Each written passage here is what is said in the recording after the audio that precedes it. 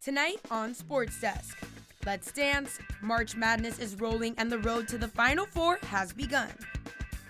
Plus, dream come true. Arielle Lopez shares the story of one Canes fan who refuses to stay down. And finally, hometown slugger. Shay McDonald highlights one Canes baseball player from South Florida. All this and more tonight on Sports Desk. And it starts right now.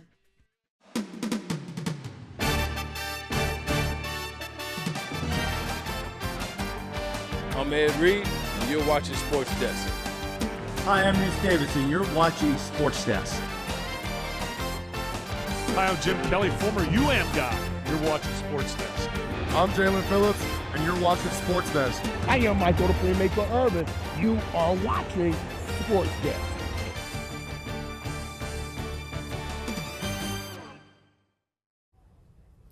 Ladies and gentlemen, March is here. It has already been a wild second day of the tournament. That's right, Manny, and there's already been a couple of upsets, and I'm sure many more to come.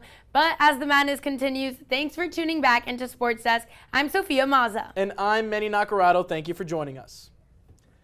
The Hurricanes men's basketball has punched their ticket into the tournament. They'll face off against Missouri later tonight in the first round. Taryn Jacobs breaks down this historic season for the Canes. 2023, the last time the Miami Hurricanes were in March Madness, and 3 years later, the Canes are dancing again. With a completely new roster and a first-year head coach, this season has been a full turnaround. In fact, it's the largest in Division I. What I'm most proud of them for this year is how they've dealt with all the adversity we've had. And we just kept battling and kept chipping away. It wasn't always perfect. Losses to Cal, Florida State, moments that could have derailed the season, but they did not back down. I think we showed our resilience and our togetherness.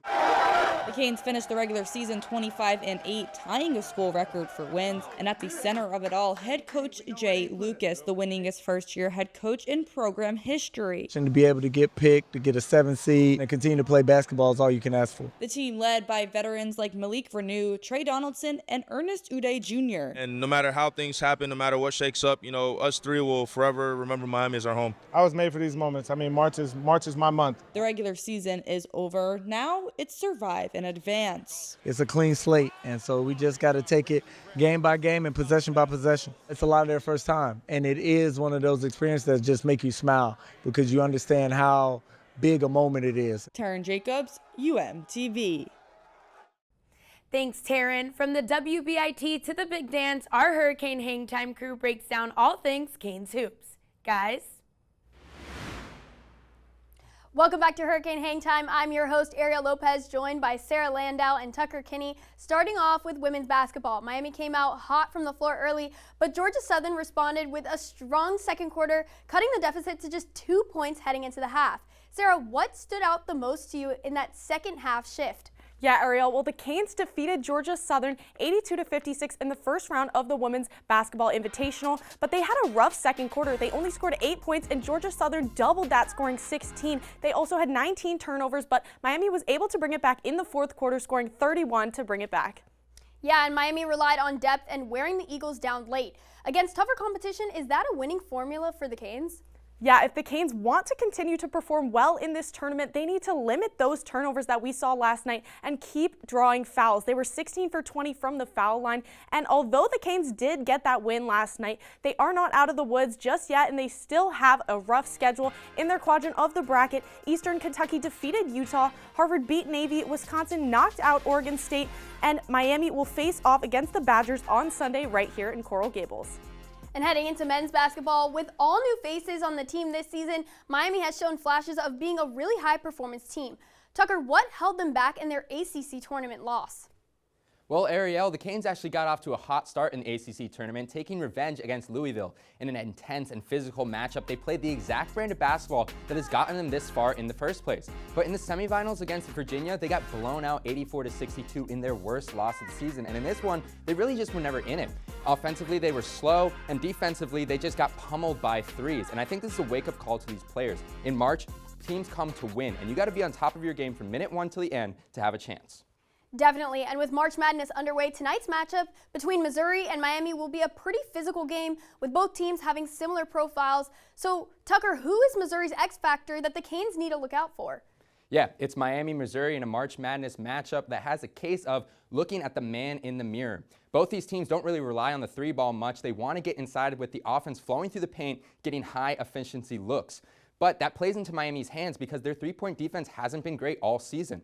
The matchup that I'm looking at the most is Mark Mitchell against Malik Renew. The former Duke guard has back-to-back 32-point games, and he's the leader in points, assists, and rebounds for the Tigers. But his answer is Malik Renew with 18.8 points per game.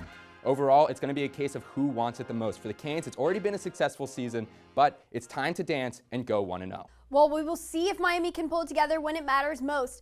As the chaos that defines March Madness unfolds, Liam Hickey is live in St. Louis for the first round where the Canes are taking on the Tigers. Liam, how could the shared connections between Miami and Missouri impact Miami's preparation and potential advantage in tonight's matchup? Well, Arielle, there's actually a lot of crossover between Miami and Missouri's rosters, from head coach Jay Lucas spending time with Mizzou forward Mark Mitchell at Duke, to Trey Donaldson playing his high school ball with Tigers guard Anthony Robinson II, but most importantly, Miami's Marcus Allen and assistant coach C.Y. Young. Both were at Missouri last year and were critical to helping Miami scout Mizzou's tendencies. In fact, Jay Lucas even said that Marcus Allen played the role of Mark Mitchell in practice to help Miami prepare for what to expect. Now we'll see if this potential edge can play out tonight. Live from the Enterprise Center in St. Louis, Liam Hickey, UMTV. Coming up, our Inside Pitch crew is live at the Light, bringing the latest report on Canes baseball and what to expect tonight.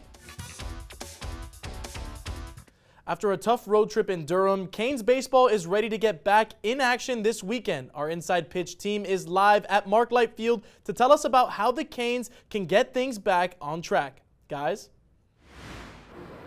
Welcome back to Inside Pitch. I'm your host, MK Eason, and I'm joined by our baseball analyst, Johnny Mustion. We're live at Mark Light Field, where the Canes are taking on Creighton in the first game of the weekend series. Offensively, the Canes have been struggling. They had the shutout in the first game of the Duke series, and then they put up 19 in the following two games, but one player has remained productive. Derek Williams' bat has been on fire. Tell us about his production this past week. Yeah, well, an ACC shutout is never what you want to see, but Derek Williams has been the key to consistency for this Hurricanes roster. Take a look at his highlights right now. Now, he just logged his 8th home run of the season at FIU in the midweek bump. Here he is absolutely drilling this ball to left center, hops the fence, and gets lost in those woods. And taking a look at his season stats so far, a .425 batting average, an .849 slugging percentage. He leads the team in OPS, home runs, and he has 30 ribbies to his name. So he has been one of the best power hitters the Hurricanes have seen this season, and he's going to be very dominant tonight against Creighton. And on the other side of things, teams are teeing off of the Canes bullpen. What has been the difference between their starting pitchers and their bullpen? Yeah, well, the starting pitchers this season have been nothing short of incredible. You got AJ Siskar, who just got his 100th strikeout of his career. Rob Evans is 4-1 on the season with 36 strikeouts of his own. But take a look at this stat in comparison. You got a 4.67 ERA for the starters, a 5.63 for the reliefs, with 70 strikeouts separating the two of them. Taking a look at some of the lowlights right now. Now, one thing that the Hurricanes have struggled on is a variety in their pitches from the bullpen. That lets batters and runners be very keen on what pitches are coming next. But a diamond in the rough has got to be Lazaro Calera, who's been sensational the past couple games. Now he's taken the Sunday bump against Creighton, taken place of Tate Darius, who struggled a lot in that Durham series. He had 0 strikeouts. He had 4 runs let off. 4 errors and 3 walks as well, and only 0.1 innings pitched. So Lazaro Calera, he's the guy to look out for come this Sunday. And despite their weekend difficulties, they've had plenty of success with their midweek matchups. We're going to head inside of Mark Light to hear from our baseball beat reporter, Zach Cohen. Zach? Guys, Miami has to get winning when it matters most on the weekend. The Hurricanes are 6-0 in midweek contests. Over the last 3 weekend series, they're 2-6. And it seems like a common theme. AJ Siskar's a solid start that gets spoiled, while Rob Evans on Saturday is lights out, and on Sunday, the pitching falls apart. This weekend series against Creighton will be a good opportunity to take a pause in Power Conference play and take a series win. At the end of the day, if Miami's pitching and hitting on the same page, they'll be able to stack some wins. Back to you guys.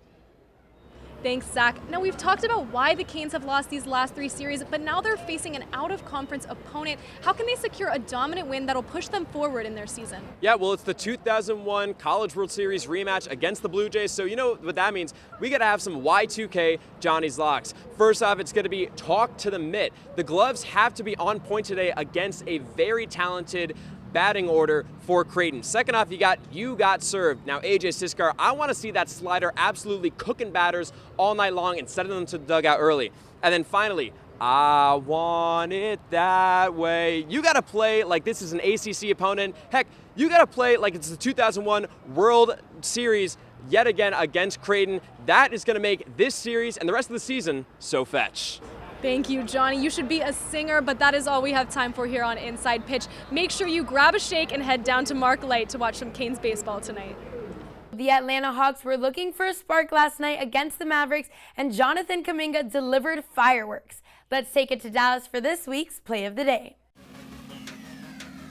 Take a look here at Atlanta Hawk Jonathan Kuminga heaving a full court shot this Wednesday night in Dallas. How's that for a third quarter buzzer beater? He chucked it up. Looks like it was a pass to Jock Landau. Ended up with a 75-foot basket. The Hawks went on to defeat the Mavericks 135-120. That's it for this week's Play of the Day.